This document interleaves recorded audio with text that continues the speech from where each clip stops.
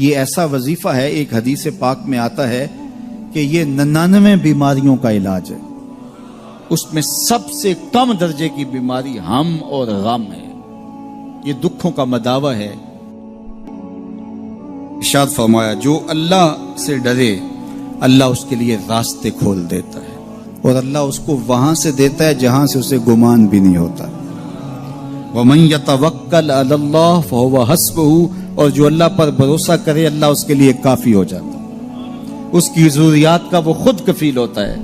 اور اس کے کام اس کے ذمہ کرم پہ ہوتے ہیں، وہ ہو کے دیکھے اس کا۔ تو جو اللہ سے ڈرے اللہ اس کے لیے راستے بناتا ہے۔ حضرت عوف بن مالک رضی اللہ تعالی عنہ الاشجعی حضور کی خدمت میں حاضر ہوئے اور عرض گزار ہوئے کہ میرا بیٹا سالم مشرکین کی قید میں ہے اور میں فاقوں کی حالت میں ہوں، تو فرمایا آل محمد کے پاس ایک سیر جو ہیں، بس اس کے علاوہ ہمارے پاس بھی کھانے کے لیے دنیاوی اسباب نہیں ہیں۔ کہا صبر کرو اور اللہ سے ڈرو، اور لا حول ولا قوت الا باللہ کثرت کے ساتھ پڑھو۔ یہ ایسا وظیفہ ہے، ایک حدیث پاک میں آتا ہے کہ یہ 99 بیماریوں کا علاج ہے، اس میں سب سے کم درجے کی بیماری ہم اور غم ہے، یہ دکھوں کا مداوع ہے، مشکلات کا علاج ہے، اور یہ وظیفہ میرے حضور نے بتایا۔ حضرت ابو ذر غفاری رضی اللہ تعالیٰ عنہ کو حضور نے 5 چیزیں بتائی تھی، ان میں سے 5ویں چیز یہ تھی کہ ابو ذر کثرت کے ساتھ لا حول ولا قوت الا باللہ پڑھا کرو۔ فرمایا عرش الہی کے نیچے ایک خاص خزانہ ہے، یہ وظیفہ وہاں سے آیا ہے، یہ زندگی میں معمول بنا لو، جب پھنس جاؤ مشکلات میں آ جاؤ تو لا حول ولا قوت الا باللہ پڑھو، اللہ راستے کھولے گا۔ تو حضور نے 3 چیزیں فرمائی، اللہ سے ڈرو، صبر کرو، اور کثرت کے ساتھ لا حول ولا قوت الا باللہ پڑھو۔ وہ فرماتے ہیں کہ میں یہ عمل شروع کیا، ابھی گھر میں بیٹھا ہی تھا کہ دروازے پہ دستک ہوئی، تو میں اٹھا کہ دروازہ کھولوں دیکھوں کہ کون ہے، تو دروازہ کھولا، دیکھا میرا بیٹا کھڑا ہے اور اس کے پیچھے 100 اونٹ کھڑے ہیں۔ تو میں نے کہا کہ تم اور یہ اونٹ؟ کہا مجھے موقع لگ گیا، میں ان کی قید سے بھاگ آیا اور آتے آتے ان کے 100 اونٹ بھی ہانک لایا ہوں۔ وَيَرْزُقْهُ مِنْ حَيْثُ لَا يَحْتَسِبُ، وہ تمہیں وہاں سے رزق دے گا جہاں سے تمہیں گمان بھی نہیں، اس کے ہو کے تو دیکھو۔ اللہ اکبر، اللہ کے ہو جاؤ تو پھر وہ تمہاری ضرورتوں کا کفیل ہو جائے گا۔ فرمایا حضرت عبداللہ ابن مسعود رضی اللہ تعالیٰ عنہ نے کہ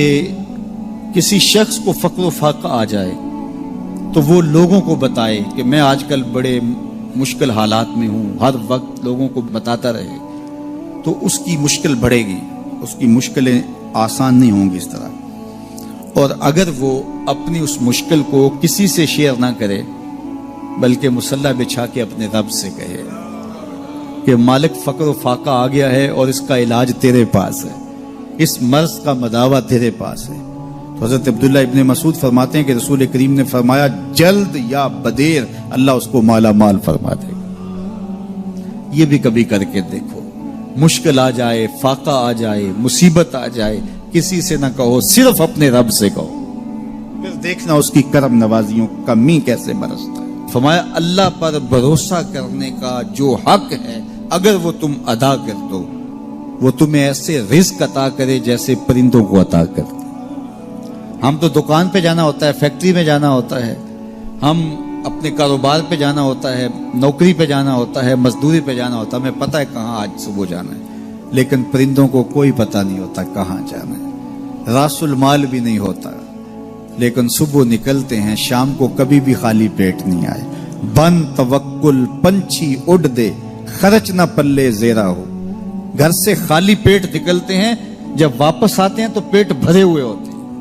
اور پھر جو ان کی ضرورت ہوتی ہے اللہ وہ ساری ضرورتیں پوری کرتا ہے، جو ضرورت ان کی ہوتی ہے۔ یہ شیر کتنا گوشت کھاتا ہے اللہ روز اسے دیتا ہے،